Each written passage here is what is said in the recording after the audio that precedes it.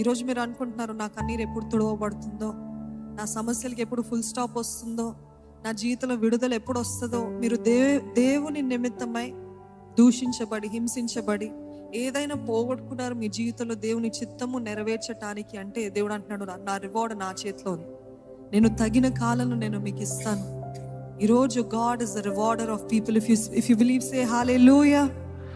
నా దేవుడు తగిన ప్రతిఫలము నాకు దయచేస్తాడు. ఏం చేసినా, అది చెడు చేసినా మంచి చేసినా తగిన ప్రతిఫలము దేవుడు ఇస్తాడు. అందుకని దేవుని పైన నిరీక్షణ మాత్రం ఎప్పుడూ పోగొట్టుకోకూడదు. మంచి చేస్తూ, తట్టుకుంటూ, ఓర్చుకుంటూ, సహించుకుంటూ, త్యాగం చేస్తూ, మనుషులు ఇచ్చే బహుమానాలు కాదు ప్రభా, నువ్వు ఇచ్చే బహుమానాల కోసం నేను ఎదురు చూస్తాను ప్రభా.